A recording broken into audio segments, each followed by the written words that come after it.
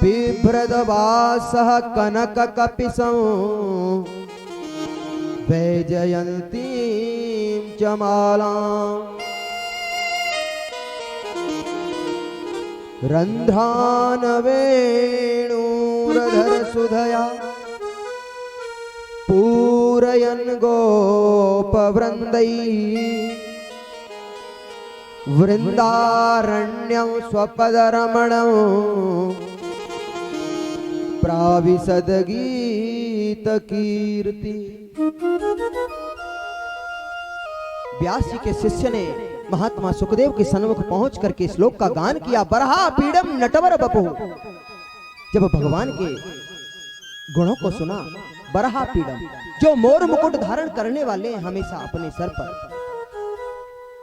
और अनेक उनकी लीलाओं का जब गान सुनाया तो एक बार व्यास जी की समाधि खुली, नेत्र खुले, देखा, फिर सोचा हमें क्या करना, जो कोई है जितना सुंदर होगा बना रहेगा, हमें किसी से कोई मतलब नहीं। फिर नेत्र बंद किए और बैठ गए। शिष्य ने जाकर के व्यास जी को बताया कि महाराज एक बार तो नेत्र खोल करके उसने देखा, लेकिन फिर से नेत्र बंद कर लिए। फिर व्यास जी ने दूसरा श्लोक सुनाया और कहा कि अब जाओ इस श्लोक का गान करना। अहो बकीयं स्तनकालकूटं जिघांसया पाय यदाप्युसाध्वी लेभे गतिं धात्र्युतां ततोऽन्यं कम्बा दयालो शरणं ब्रजेम। अहो बकीयम, देखो तो सही इस पूतना को। बकी कहते हैं पूतना को। अहो, अरे देखो तो सही इस पूतना को।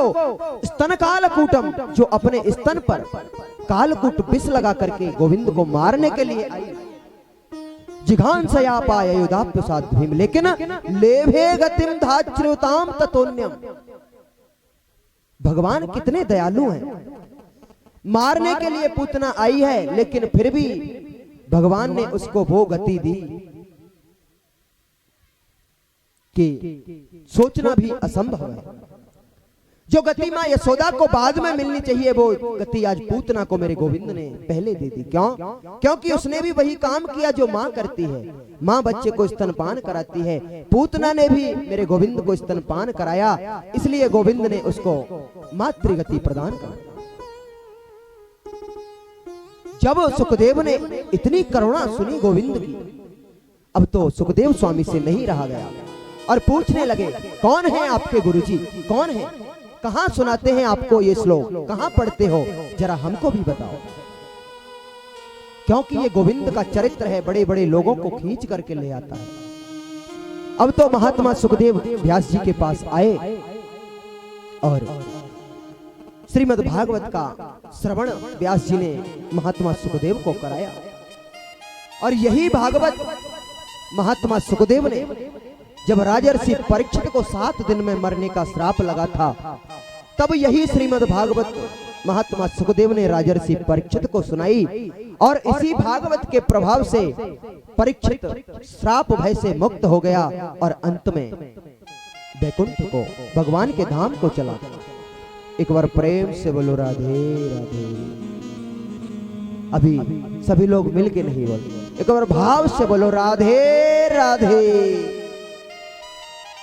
अब तो ऐसा लगा कि 2-4 लोग पंडाल में बैठे। सुखदेव जी ने भागवत का अध्ययन कर लिया। अब वही भागवत सूत जी कह रहे हैं कि सुखदेव जी ने परीक्षित को सुनाई, तो ऋषि पूछने लगे, सौनक आदि जो 88,000 ऋषि विराजमान हैं, वो पूछते हैं कि महाराज ये परीक्षित कौन है और इनको 7 दिन में मरने का श्राप क्यों लगा, बताइए। तो महात्मा सूत जी कहने लगे कि यथा मृधे कौरव संजयाना वीरे स्वथो वीर गतेषु, क्या कहने लगे सूत जी कि बात उस समय की है, महाभारत काल की, यदा मृधे कौरव संजया, जब कौरव और पांडवों का युद्ध चल रहा था। उस समय की बात, सारे कौरव मारे गए, कोई भी नहीं बचा, केवल एक ही बचा, दुर्योधन। और उसकी भी जंगा को भीमसेन ने अपनी गदा के प्रहार से तोड़ दिया और वो भी अंतिम श्वास ले रहा है,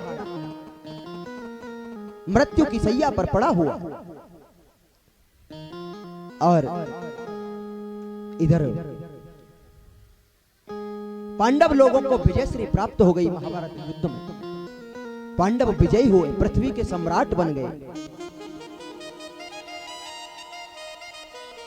अब तो महाराज जब पांडव पृथ्वी के सम्राट बने और इधर दुर्योधन को पड़ा हुआ मृत्यु की सैया पर दुर्योधन के गुरु पुत्र अश्वत्थामा ने देखा, जो गुरु द्रोणाचार्य का पुत्र है। जब देखा तो पूछने लगा, मित्र तुम्हारी ये हालत किसने बनाई? एक बार बताओ तो सही, तुम्हारे साथ ही ऐसा दुष्व्यवहार किसने किया? मैं अभी उसका प्राणांत कर दूंगा, अभी मैं तुम्हारा बदला पूरा करके आऊंगा।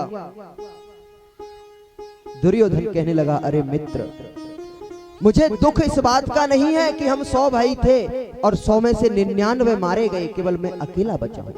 लेकिन इस बात का मुझे दुख नहीं है, दुख तो केवल इस बात का है कि पांडव 5 थे और पांचों के पांचों आज भी जिंदा हैं, उनमें से एक भी नहीं मरा। अगर एक भी मर जाता तो मेरे हृदय को तसल्ली मिलती। आजकल यही भाव हमारा है, हमारी एक आंख फूटे तो भले ही फूट जाए, लेकिन पड़ोसी की दोनों फूटती हों तो बड़ा अच्छा। हम अपनी एक फुड़वाने को तैयार हैं, लेकिन पड़ोसी की साहब दोनों फूटे महाराज, ये ईर्ष्या का भाव। अब तो जब दुर्योधन ने सारा वृतांत अश्वत्थामा को बताया, अश्वत्थामा ने कहा, अरे मित्र तू क्यों चिंता करता है, मैं अभी जाता हूं और पांचों पांडवों को अभी मार करके तेरा बदला पूरा करके आता हूं। दुर्योधन ने कहा, अरे मित्र क्या पांडव कोई गाजर मूली हैं जो तू ऐसे ही उनको मार देगा 1 मिनट? अश्वत्थामा कहने लगा, अरे मित्र अगर तुम्हें भरोसा नहीं तो मैं उनके सर काट करके लेके आऊंगा और तुम्हें ला करके दिखाऊंगा। और अश्वत्थामा चल दिया, ईर्ष्या से भरा हुआ। लेकिन एक और बात, जाको राखे साइया मार सके नहीं को, और बाल नबा का कर सकहे जो जग वेरी हो। जिसका रक्षक मेरा परमात्मा है, मेरा गोविंद है, उसे फिर इस संसार में दूसरा कोई मारने वाला पैदा नहीं हो, कोई नहीं मार सकता। मेरे प्रभु ने देखा, वो तो सब जानते हैं कि क्या होने वाला है। तो आज गोविंद ने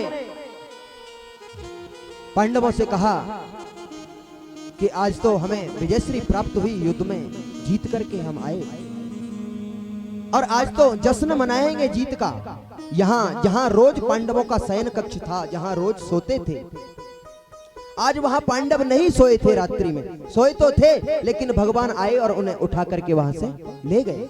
और द्रौपदी के 5 नन्हे नन्हे से पुत्र उसी स्थान पर सोए हुए थे।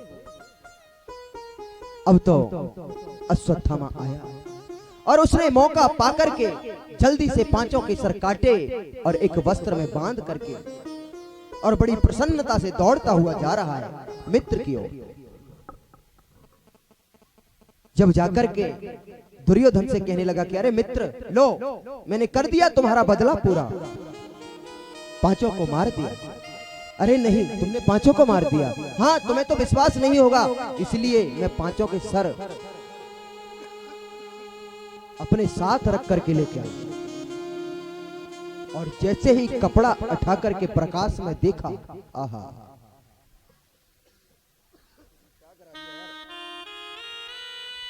जब कपड़ा हटाया चेहरे सामने आए। दुर्योधन कहने लगा, अरे मूर्ख, ये तूने क्या किया? ये पांडव नहीं, ये तो पांडव पुत्र हैं। ये क्या किया तूने मूर्ख? अरे पांडव है तो हमारे ही चचेरे भाई, अब तो हमारा वंश तूने बिल्कुल निर्वंश कर दिया, कोई नहीं बचा। ये 5 ही तो थे, अब तो हमारे वंश में कोई पानी देने वाला भी नहीं बचा। ये तूने बड़ा अपराध किया। और जब अश्वत्थामा ने देखा कि मैंने द्रौपदी के पुत्रों को मार दिया, अब तो अर्जुन मुझे जिंदा नहीं छोड़ेगा, बड़ा भयभीत हुआ। क्या करना चाहिए? जब सोचा कि अर्जुन मुझे मारेगा, उससे पहले ही अर्जुन का इंतजाम कर देना चाहिए।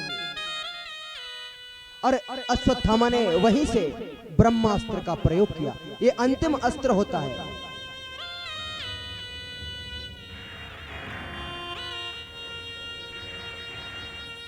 इससे बढ़कर के संसार में फिर दूसरा कोई अस्त्र शस्त्र कुछ नहीं होता ब्रह्मास्त्र के आगे। और अश्वत्थामा ने ब्रह्मास्त्र का प्रहार किया अर्जुन की ओर। अर्जुन ने जब द्रौपदी ने अपने 5 पुत्रों को मरा हुआ पाया, देखा तो कुहरी की भांति रुदन करने लगी। क्योंकि किसी माँ का एक पुत्र गुजर जाए तो कितना दुख होता है, और जिस माँ के 5 पुत्र एक साथ मर गए हैं, उस माँ के हृदय की पीड़ा क्या हो, ये तो आप ही अनुभव कर सकते हैं। द्रौपदी तड़पने लगी, छड़पड़ाने लगी। क्या बिगाड़ा था मेरे नन्हे से पुत्रों ने किसी का? क्यों मार डाला मेरे पुत्रों को? पांडवों को जब पता लगा, अर्जुन ने प्रतिज्ञा की, देवी जिसने भी ये जघन्य अपराध किया है, मैं उस अपराधी को तुम्हारे सामने लाके खड़ा करूंगा, और तुम जो कहोगी वो सजा उसे मैं दूंगा। ऐसा कहकर के द्रौपदी से अर्जुन अपना गांडीव लेकर के और अपन गोविंद को अपना सारथी बना करके रथ को लेकर के चले। आते हुए देखा ब्रह्मास्त्र अश्वत्थामा ने चलाया, और अर्जुन की ओर जब ब्रह्मास्त्र आता हुआ दिखाई दिया, अर्जुन कहने लगे, गोविंद त्राहि माम, रक्षा करो गोविंद, मेरी रक्षा करो। ब्रह्मास्त्र आ रहा है मेरे ऊपर प्रहार करने, मेरी रक्षा करो। गोविंद ने कहा, अर्जुन विषस्य विषम औषधम, कभी कभी विष की औषधि केवल विष ही होता है। अगर किसी को सांप काट लेता है, जहर चढ़ जाता है शरीर में, विष चढ़ जाता है, तो डॉक्टर के पास जाते हैं तो डॉक्टर भी कौन सा इंजेक्शन लगाता है? विष का ही, जहर का ही इंजेक्शन लगाता है। तो जहर के द्वारा जहर को, विष के द्वारा विष को शांत किया जा सकता है। लोहे को काटने की आवश्यकता हो तो काहे से काटते हैं? दूसरी कोई वस्तु नहीं, केवल लोहे से ही लोहे को काटा जा सकता है। इसी प्रकार अर्जुन तुम भी ब्रह्मास्त्र का प्रयोग करो। और अर्जुन ने ब्रह्मास्त्र चलाया।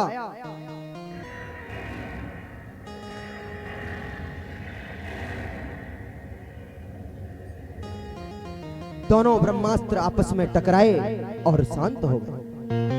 दौड़ करके अर्जुन ने अश्वत्थामा के केसों को पकड़ लिया, बाल पकड़ करके, और खींचता हुआ रथ की ओर लेकर के आया और रथ में बिठा लिया। बिठा करके ले जाने लगे द्रौपदी के समीप। द्रौपदी के पास पहुंच गए। बताओ देवी, इसे क्या सजा मिलनी चाहिए? जो तुम कहोगी वही दंड इसको मिलेगा। इसका मरना तो निश्चित है, लेकिन आप ये बताओ कि इसे कैसे मारा जाए?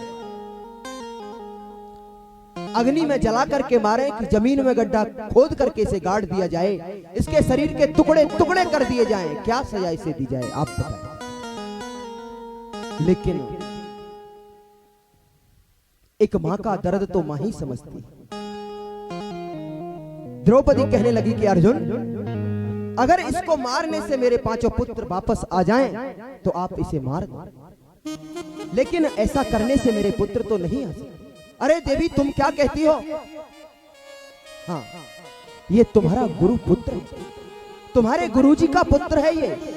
जिन गुरु ने अपने पुत्र को जो विद्या नहीं सिखाई, वो विद्या तुम्हें सिखाई, और आज तुम उसी गुरु पुत्र का वध करना चाहते हो।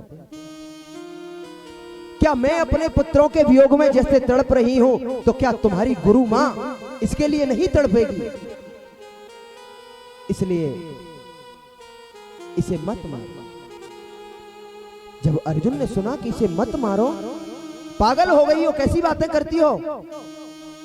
नहीं नहीं, इसे जिंदा रहने का कोई अधिकार नहीं। युधिष्ठिर से पूछा अर्जुन ने, क्या करना चाहिए? वो तो भाई धर्मराज है, जैसा धर्मशास्त्र कहते हो वैसा ही करो भैया। भीमसेन कहने लगे, अगर तुमने इसको जिंदा छोड़ दिया तो मेरी गदा से बचने वाला ये नहीं है, क्योंकि इसने ऐसा अपराध किया है कि ये मृत्यु दंड का ही अधिकारी है, दूसरी कोई सजा नहीं। नकुल सहदेव भी कहने लगे कि हाँ भैया ठीक कहते हैं, ये मृत्यु दंड का अधिकारी है। सबकी बात अर्जुन ने सुनी, लेकिन अब गोविंद की ओर इशारा किया कि हे मेरे केशव, हे माधव, आप ही बताइए अब इसका क्या करना चाहिए।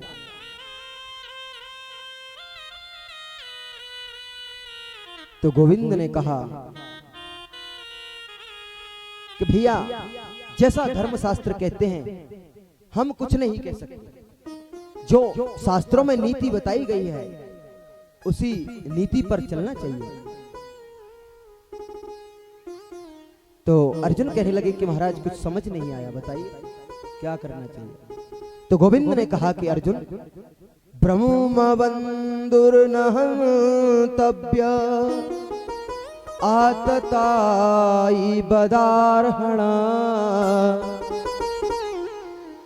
अब इसी बात को गोस्वामी जी ने हिंदी में ट्रांसलेशन कर दिया कि पूजिए विप्र सकल गुणहीना।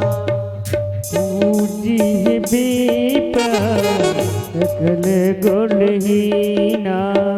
पूजिए विप्र सकल गुणहीना। पूजिए विप्र सकल गुणहीना। ओ पूजिए विप्र, पूजिए विप्र सकल गुणहीना। शूद्र न गुण गण वेद प्रवीणा। शूद्र न गुण गण वेद प्रवीणा। राम जय राम जय राम जय जय राम। राम जय राम जय जय राम। बोलिए भक्तवत्सल भगवान की जय। भगवान ने कहा कि ब्रह्मबंधुर्न हंतव्य, ब्राह्मण का कभी वध नहीं करना चाहिए। और आतताई बदार्हण, आतताई चाहे कोई भी हो, हत्यारा चाहे कोई भी हो, लेकिन उसे छोड़ना नहीं चाहिए, उसे मारना चाहिए, मृत्यु दंड देना चाहिए। अर्जुन कहने लगे कि सब क्या कहते हैं आप, मेरी कुछ समझ नहीं आया। तो कहा कि यह ब्राह्मण है, पूज्य विप्र सकल गुणहीना। ब्राह्मण हमेशा पूजनीय होता है, चाहे वो कर्मों से मृत्यु दंड के समान है। उसका यदि समाज में अपमान हो जाए तो ये मृत्यु के बराबर ही है, वो कहीं मुंह दिखाने के लायक नहीं रहता। और आज यही अर्जुन ने अश्वत्थामा के साथ किया। उसके सर के बाल हटा दिए, दाढ़ी मूछ उसकी आधी मोड़ ली गई, और उसके मस्तिष्क में एक मणि थी, उस मणि को निकाल लिया और समाज से धक्के मार करके अश्वत्थामा को बाहर कर दिया। एक बार प्रेम से बोलो राधे राधे।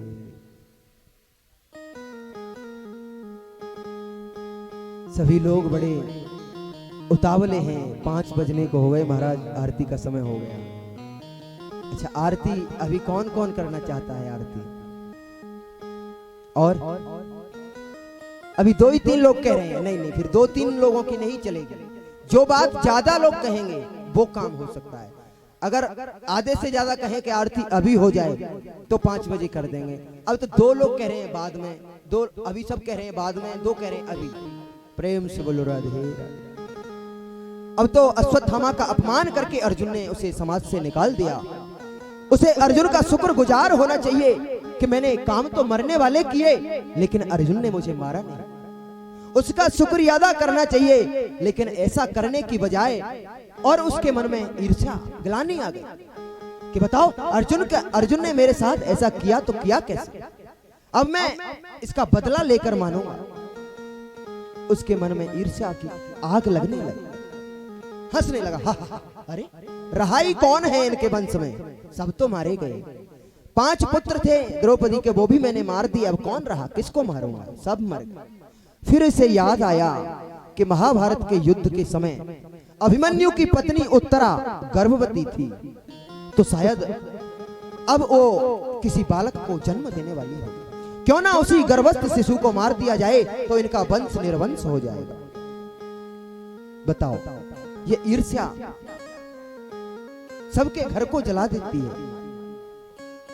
और आज उसी ईर्ष्या की आग में अश्वत्थामा जलता हुआ उस गर्भस्थ शिशु को मारना चाहता है, जो अभी संसार में आया ही नहीं, धरती पर आया ही नहीं, मां के पेट में जो है। और अश्वत्थामा ने उत्तरा के गर्भ के ऊपर वहीं से ब्रह्मास्त्र चला दिया।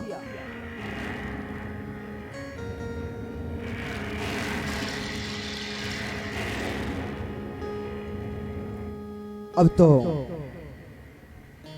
जब उत्तरा ने ब्रह्मास्त्र को अपने ओर आते हुए देखा, पाहि पाहि महायोगिन देव देव जगतपते, दौड़ती हुई उत्तरा गोविंद की ओर हाथ जोड़ करके गई, पाहि पाहि महायोगिन, हे गोविंद मेरी रक्षा करो, ये ब्रह्मास्त्र मेरी ओर आ रहा है, मुझे जला करके भस्म कर दे, इस बात की मुझे कोई परवाह नहीं, लेकिन मेरे इस गर्भस्थ शिशु की रक्षा करो, क्योंकि यही पांडवों का वंश है, इसी से पांडवों का वंश आगे चलेगा और दूसरा कोई भी तो नहीं। जब गोविंद ने उत्तरा की ये सब बातें सुनी, कहा कि देवी घबराने की कोई बात नहीं, नेत्र बंद करो।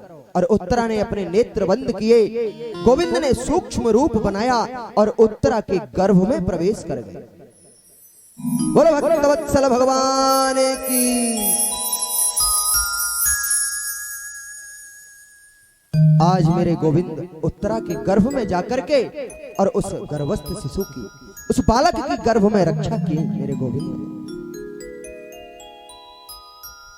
और इसके बाद प्रभु जब गर्भ में गए उत्तरा के, यही दृश्य माता कुंती ने देखा अपनी आंखों से कि भगवान ने सूक्ष्म रूप बनाया और मेरी बहू के गर्भ में प्रवेश किया, गर्भ में जाकर के मेरे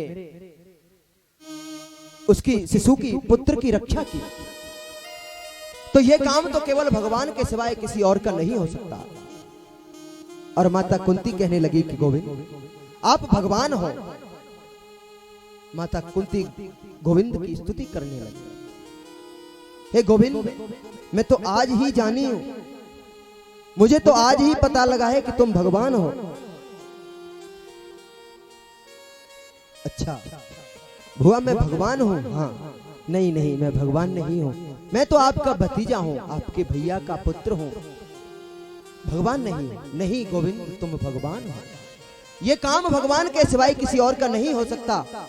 अच्छा ठीक है, यदि मैं भगवान हूं तो फिर भगवान से तो सब वरदान मांगते हैं, आप मुझसे वरदान मांगो।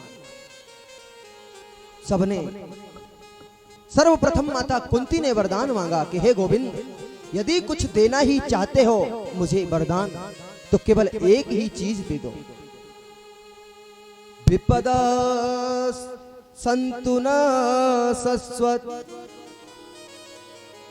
तत्र तत्र जगद्गुरो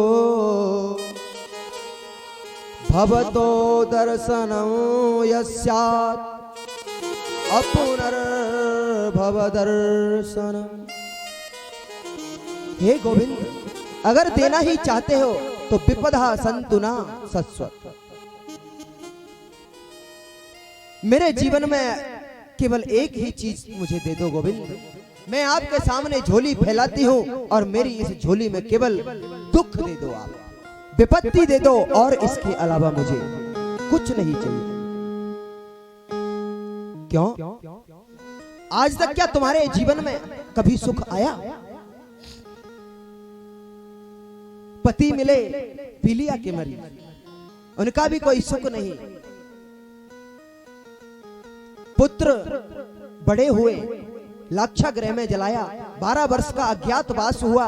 कौरवों ने इतने अत्याचार किए तुम्हारे पुत्रों के ऊपर, तुम्हारी पुत्र वधू को भरी सभा में निर्वस्त्र करने का प्रयास किया। इतने दुख झेलने के बाद भी तुम कहती हो कि दुख तुम्हारा पेट नहीं भरता। तो माता कुंती ने बड़ी सुंदर बात कही कि हे गोविंद, सुख के माथे सिल पड़ही, जो हरि हृदय से जा, और बलिहारी बा दुख की, जो पल पल नाम रटा। सुख के माथे सिल पड़े, सिल का मतलब पत्थर। ऐसे सुख के माथे पे तो पत्थर पड़े जिस सुख के आ जाने से व्यक्ति भगवान को भूल जाए, हरि हृदय से जाए। बलिहारी व दुख की, मैं तो दुख की बलिहारी हूं बार बार, ऐसे दुख की कि जिस दुख में परमात्मा का स्मरण होता रहता है, भगवान की याद बनी रहती है। क्यों? क्योंकि वास्तव में विपत्ति को विपत्ति नहीं कहते।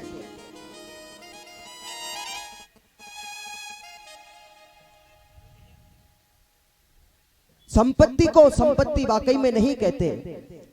सबसे बड़ी विपत्ति तो कहे हनुमंत, विपत्ति प्रभु सोई। क्या बोले? जब तब सुमिरन भजन न हुई। यदि भगवान का भजन, भगवान का कीर्तन, भगवान का स्मरण नहीं होता, उससे बड़ी विपत्ति दूसरी कोई नहीं हो सकती।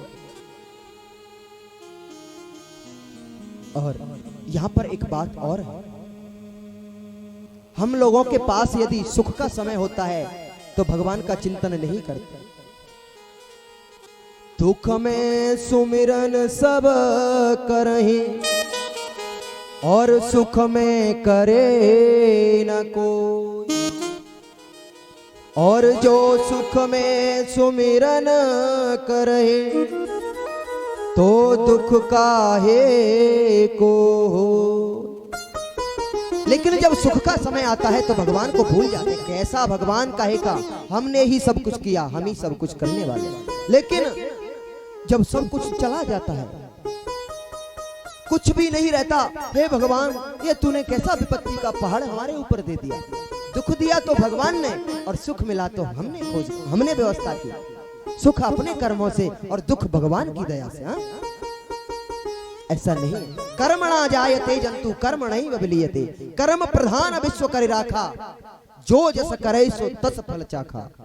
कोऊ न काऊ सुख दुख कर दाता, निज कृत कर्म भोग सब भ्राता। बहुत सारी बातें कही, कोई सुख दुख किसी को नहीं देता, सब अपने अपने कर्मों का फल है। इसलिए गोविंद, मैं तो केवल मांगती हूं मेरे जीवन में दुख पर दुख, विपत्ति पर विपत्ति आती रहे। ऐसा सबने वरदान मांगा, लेकिन हमको तो इतना सब कुछ दिया, गाड़ी बंगला धन दौलत सारा ऐसो आराम, लेकिन फिर भी संतुष्टि नहीं होती। मांगते ही जाते हैं भगवान एक बोरी नोटों की और कहीं मिल जाए, एक आध गाड़ी और आ जाए। लेकिन गलत बात है, जो मिला उसमें संतुष्ट रहना सीखो, और उसी में इतना क्या कम दिया, परमात्मा का शुक्रिया अदा करना चाहिए कि हे प्रभु। एक भक्त कहता है कि मुझे तुमने मालिक बहुत कुछ दिया है, तेरा शुक्रिया है, तेरा शुक्रिया। मुझे तुमने मालिक बहुत कुछ दिया है, तेरा शुक्रिया है, तेरा शुक्रिया है।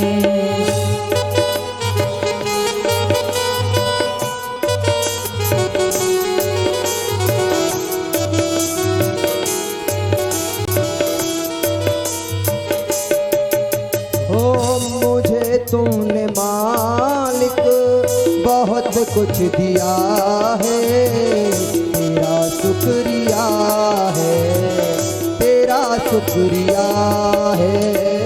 मुझे तेरे मालिक बहुत कुछ दिया है, तेरा शुक्रिया है, तेरा शुक्रिया है।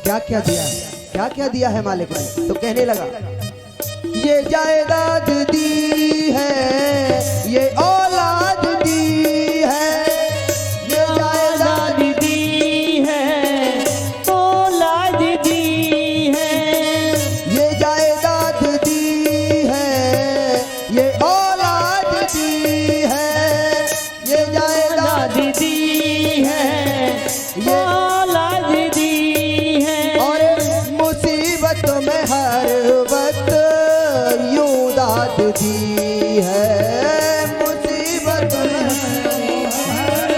यूं दाद दी है। और तेरा ही दिया मैंने खाया पिया है, तेरा ही दिया मैंने खाया पिया है, तेरा शुक्रिया है, तेरा।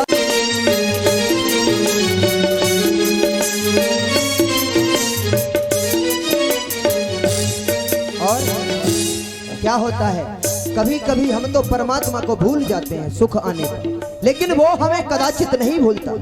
क्या कहता है भक्त, ओ मेरा भूल जाना तेरा ना भुलाना, मेरा भूल जाना तेरा नाम जाना, मेरा भूल जाना तेरा ना भुलाना, मेरा भूल जाना तेरा नाम भुलाना। और तेरी रहमतों का कहाँ है ठिकाना, तेरी रहमतों का कहाँ है ठिकाना। हाँ, तेरी इस मोहब्बत ने पागल किया है, तेरी इस मोहब्बत ने पागल किया है, तेरा शुक्रिया है, तेरा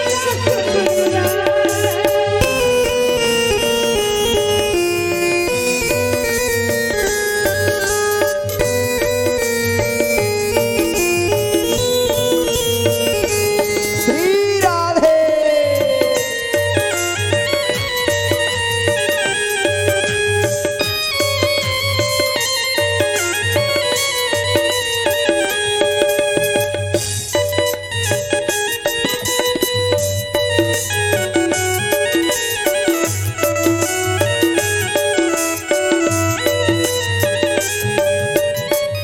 और क्या कहने लगा भक्त, कहता है भगवान से कि ना मिलती अगर दी हुई दात तेरी, ना मिलती अगर दी हुई दात तेरी, तो क्या थी जमाने में औकात मेरी, क्या जमाने में औकात मेरी।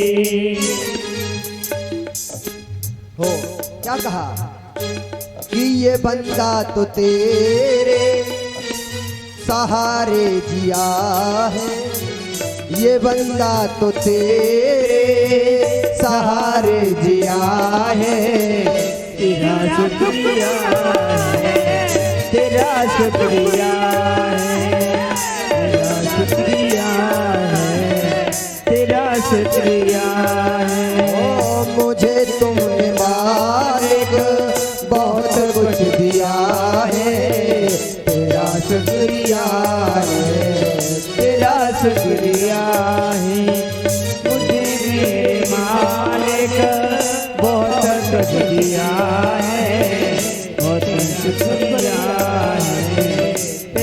शुक्रिया है, तेरा शुक्रिया है, तेरा शुक्रिया है। बोले भक्तवत्सल भगवान की जय, राधा रानी सरकार की जय हो। जय बोलने में भी बड़ा कष्ट होने लगा। क्यों? क्योंकि 5 से ऊपर समय हो गया। अब गलती आप लोगों की नहीं है, थोड़ी सी तो हमारी भी है। कोई बात नहीं, सबने वरदान मांगे, पांडवों ने वरदान मांगे, लेकिन कयामत तो जब आ गई, जब भगवान की बहन सुभद्रा के वरदान मांगने की बारी आई। लेकिन सुभद्रा ने क्या वरदान मांगा, ये सब कल की कथा में श्रवण करेंगे। आज की कथा को यहीं विराम देते हैं। सब लोग परेशान हो गए हो ना। कुछ बुजुर्ग तो बेचारे, समय बहुत हो गया। एक बार प्रेम से बोलो राधे राधे। आज की कथा का यहीं विराम करते हैं और कल के सत्र में आगे की कथा सभी लोग बड़े भाव से श्रवण करेंगे। सभी लोग ठीक समय से पहुंचा करें तो ज्यादा अच्छा लगता है। श्रोत्राद्वायुषम्राणशिवकादग्निरजायत। श्री राधे। भागवत चरणामृत पीजे, आरती सब मिलकर कीजे। भागवत चरणामृत पीजे, आरती सब मिलकर कीजे। भागवत चरणामृत पीजे, भागवत चरणामृत पीजे, आरती सब मिलकर कीजे। भागवत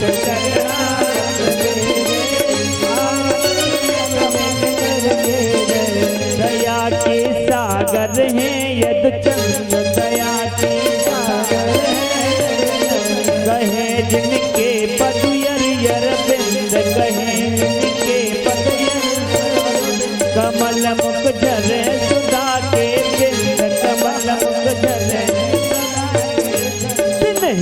पी के नित कीजे।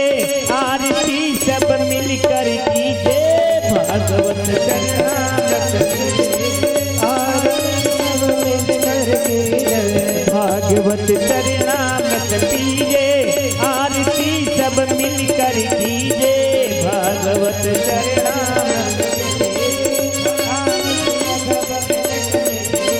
ये पे चले प्रेम को रंग, ये मिले भगतन को नित सत्संग, मिले काज सब करे के सहित यंग, काज सब करे, काज सब करे के सहित यंग, काज सब करे व्यर्थ नत जीवन नहीं कीजे। आरती सब मिलकर कीजे। भागवत चरणामृत भागवत चरणामृत पीजे, आरती सब मिलकर कीजे। भागवत चरणामृत आरती सब मिलकर कीजे। याद जब चरतन किया बे, पुलक मन सब रोहे जाबे, पुलक मन सब रोहे जाबे। प्रेम सब अंगई में छाबे, प्रेम सब अंगई में छाबे। भाव में भक्ति रहे भीजे, आरती सब मिलकर कीजे। भागवत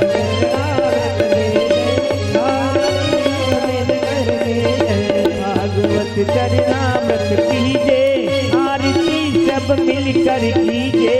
भागवत चरणामृत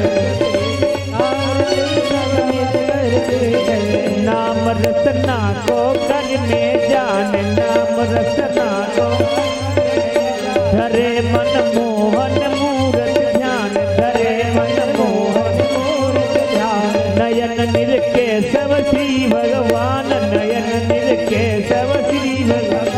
कृष्ण को कीर्तन नित कीजे, आरती सब मिलकर कीजे। भागवत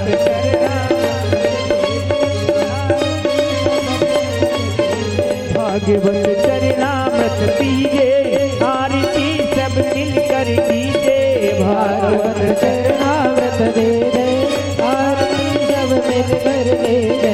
प्रेम यरुल्सी सब गाओ, प्रेम पार भव सागर है जाओ,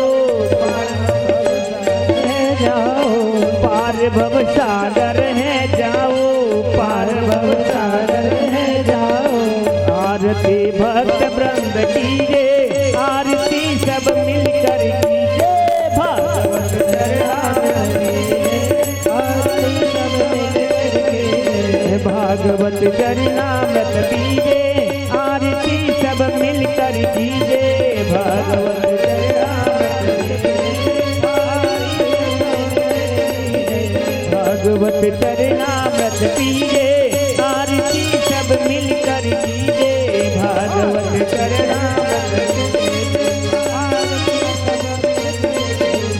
कर्पूरी गौरम करुणावतारम संसार सारम भुजगेन्द्रहार सदा वसंतम हृदयारविंदे भवं भवानी शतं नमामि। त्वमेव माता सविता त्वमेव, त्वमेव बन्धो दुर्गा त्वमेव, त्वमेव वेद्या द्रविणं त्वमेव, त्वमेव सर्वा मम देव देवा, त्वमेव सर्वा मम देव देवा। हरे राम राम राम हरे हरे, हरे कृष्णा कृष्णा हरे हरे, हरे राम राम राम हरे हरे, हरे कृष्णा कृष्णा हरे हरे। जलेन शिथिलीकरणं पुष्पै देवादिवन्दनम् आरोग्यवन्दनम्।